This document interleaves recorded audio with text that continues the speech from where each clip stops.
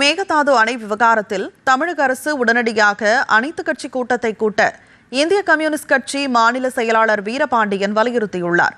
தஞ்சாவூர் மாவட்டம் சுவாமிமலையில் செய்தியாளர்களிடம் பேசிய அவர், நியாய விலைக் கடைகளில் தற்போது நடைமுறையில் உள்ள முறையிலேயே அத்தியாவசிய பொருட்களை தொடர்ந்து வழங்க வேண்டும் என்றும், குடும்ப உறுப்பினர்களின் எண்ணிக்கைக்கு ஏற்ப பொருட்கள் வழங்கக்கூடாது என்றும் தெரிவித்தார்.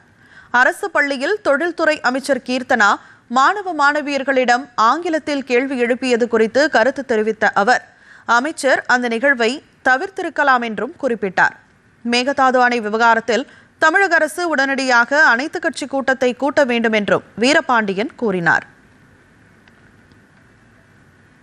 தாய்மொழி தமிழ் மொழியை வளர்க்க அவர் உரையாடல் செய்திருக்க வேண்டும், அதற்கு துணை புரிய வேண்டும் அன்று குழந்தைகளிடம் அந்த ஆங்கில உரையாடலை செய்திருப்பதை தவிர்த்திருக்க வேண்டும் என்பதுதான் எங்கள் கருத்து.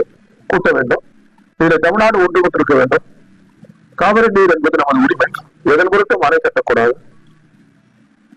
அணை கட்டினாலும் எவ்வளவு வலுவான அணையை கட்டினாலும் அந்த அணையை உடைத்துக் கொண்டு காவிரி அணை தமிழ் மண்ணுக்கு தான் வருவோம், வேற எங்கேயும் திசை திருப்ப முடியாது.